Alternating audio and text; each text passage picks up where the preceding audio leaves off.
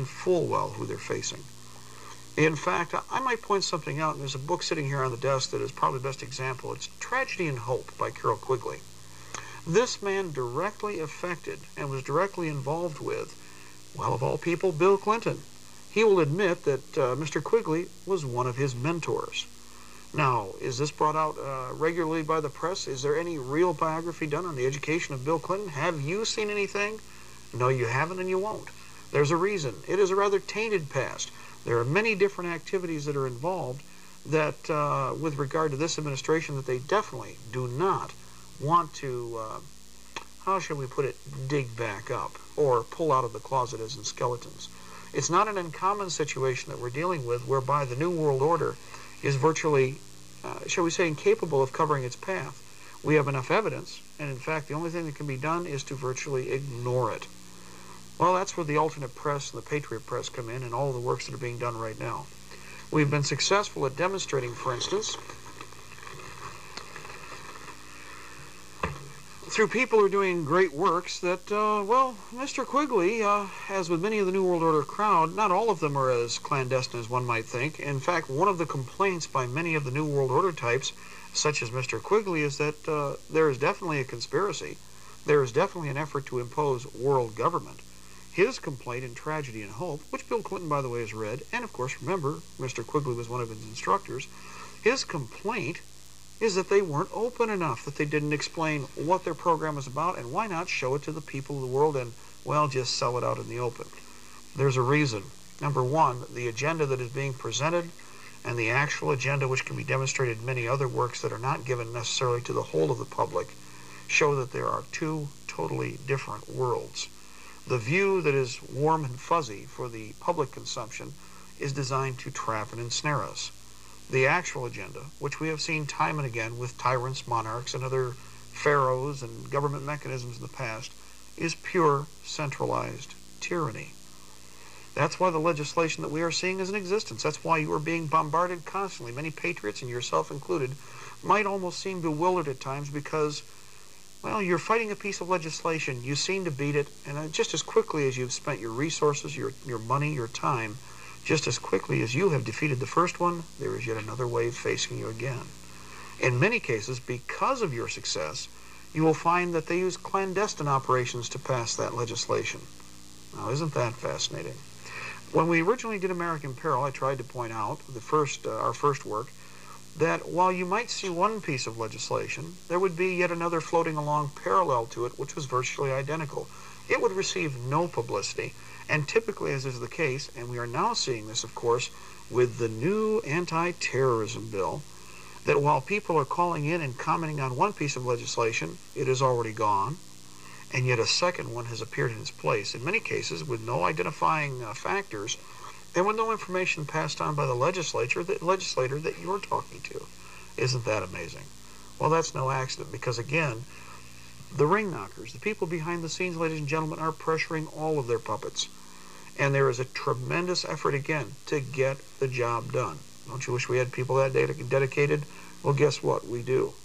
And one of the reasons that they have been askew in their timetable is because of you, the people sitting next to you right now, and many of the unseen patriots, the men and women across the nation of all ages, all races, all groups, who have been in the middle of this fight while some of you have been asleep. Well, now that you're waking up, now that you're coming up out of your chair, don't be discouraged by the fact that you're going to come up with the exact same solutions that most of them did. I'm going to call my representative. I'm going to pass legislation. We'll go out there and change things. Don't worry, it has been done before, and we still need to make that effort. But make no mistake about it, the other side is still working inexorably towards a specific purpose.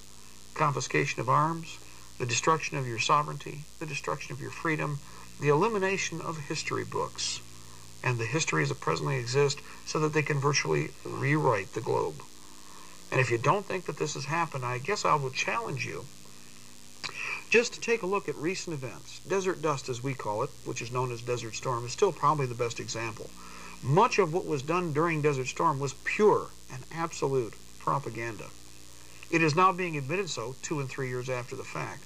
But at the time, we were challenging people to look beyond the veil, beyond all of the mysticism that was being created, beyond all of the rhetoric, to the core issues of what was going on. Did we have a reason for being there? Well, if you take a look at the end result, Saddam Hussein is still in power. People are now buying oil from him. We had casualties on both sides. It was suffering for the Iraqi people, and it still is, by the way. But the ring knockers, they had a separate agenda. We did not go into Iraq. We did not invade it and, shall we say, cleanse it of that scourge known as Saddam Hussein. In fact, it's obvious that there were many behind-the-tables deals, part of them done with legislation such as we've demonstrated here, which guarantees that those tyrants who are in power will stay in power. And if given the opportunity, new tyrants will be brought to bear. Now, switching to yet another part of the globe, only a short distance from desert dust, we now have the Yugoslavian affair. Now, why do we bring this up? Well, what was the excuse going into Bosnia most recently? Treaty. Treaties, ladies and gentlemen, do not abrogate or override the Constitution, and in fact are null and void if they are in contradiction in any way, shape, or form to the Constitution, the Bill of Rights, and of course are enumerated also in the Declaration of Independence. I might add that there's a tremendous amount of work which you need to be challenged to, which has to do with, for instance, our Founding Fathers' works. Let me challenge you this today. I want you to go to the library and find a copy of George Washington's farewell address, if you can find a copy. And what I want you to do is read it, and then I want you to use it as a litmus and place it against the events that we are seeing in the Middle East right now and in the Far Eastern Mediterranean. Is Bill Clinton actually following the guidelines of the Founding Fathers, as sometimes he tries to lay claim to? Read Jefferson's works. One of the things that was a concern of all of these men, having understood the British Empire, which, if you remember, the sun never set upon at that time or today, the dangers of interacting treaties and how they would be attempted, or how people would attempt to use them to override our governing documents. This is not possible. But through the dumbing down of America, the lack of education with regard to understanding our form of government and what it's all about, and with a failure to properly demonstrate to people how good government should work, what can we expect from the next generation coming up but what we've already seen and are seeing demonstrated right now? The challenge, the real challenge to all of the patriots that are presently in line and on service is to double their numbers yet again, and the only way that we can do that is through education. Don't just turn to the people who are already in the choir, people. The important challenge now, the most important and difficult challenge, is turning to the mainstream America that is out there waiting and listening. They've got a pain here. They can feel it. There's a grumbling in the tummy, as they say. One of the reasons, well, as I said before, everybody's being touched by this. We have an opportunity, and it's golden, the chance to seize the moment. Well, I'll use Bill Clinton's phrase, to seize the moment. It's been used in the past. The term is not new. But for us, because of this track race that we are in, and keeping abreast and pace with the enemy, we have a chance now to be one step ahead and one step farther down the road than they are because of this hollow that's being created. Nature abhors a vacuum, ladies and gentlemen. It's time for you to rise up out of your chair, get away from the sitcoms, the soap operas, turn off Horrendous Revolver and all of the others that are out there, and get on with life. Get away from the internet and get out there and interact with people. That's where the important action is taking place, and you have a chance to do it. Now, I challenge you to this because we're not going to be around forever. In fact, one of the things you should remember more so than anything else is we're all mortal. We also have to be able to pass the flag on to the next generation and give them the opportunity to develop, the opportunity to grow. But that also has to be done utilizing a free society. And the New World Order, Bill Clinton and the government that you're seeing right now, has nothing to do with freedom. And certainly, well, shall we say, is nothing short of a dark and sinister New World Order. Well, ladies and gentlemen, I guess one of the first things that we should do at this particular point in time is qualify the New World Order.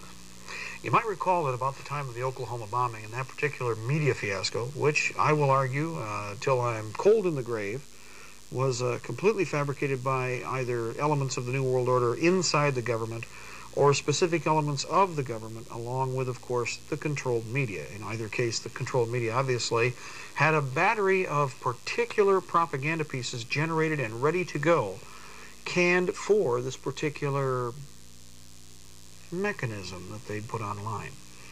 Now, you might recall a term, of course, they kept ridiculing us over, New World Order. Well, of course, only